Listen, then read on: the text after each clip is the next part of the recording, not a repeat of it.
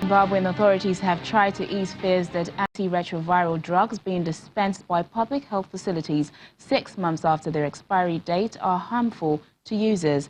This comes after people living with HIV/AIDS came forward to say that a batch of the drugs, which initially expired in June 2018 and whose shelf life was extended by 6 months, is having negative effects on them.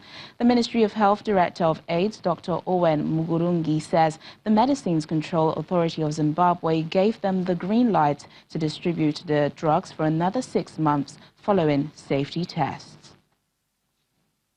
Zimbabwean journalist Nigel Yamatumbu joins us live on the program to tell us more about this. Hello, Nigel, it's good to see you. So, the Ministry of Health's Director of AIDS says the Medicines Control Authority of Zimbabwe gave them the green light to distribute the drugs for another 6 months, even though they expired last year. Why would the Medicine Control Authority do that? Well, it was really just out of a growing concern from the patients, the people living with HIV and AIDS. We had noticed that the dates on the pills indicate that they have expired. And the argument basically by government is that it's something that is relatively normal, and to quote their statement, they say in other countries they then actually repackage to put in the new expiry date.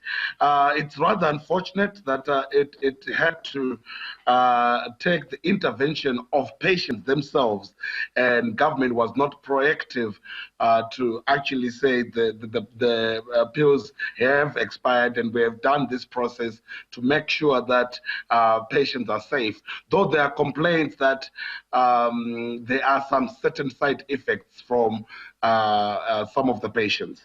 Interesting. What are some of these side effects that people are experiencing? Well, some the reports, because none have really lodged a formal complaint outside what they have been talking to the health officials at public hospitals to say that either it's causing headaches, dehydration, and then patients are, visual impairments and so forth.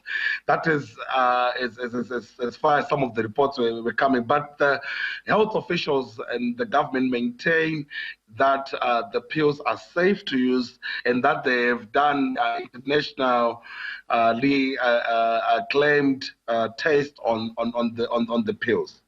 So how's the government reacting to the claims that the ARV drugs are negatively affecting those living with HIV/AIDS?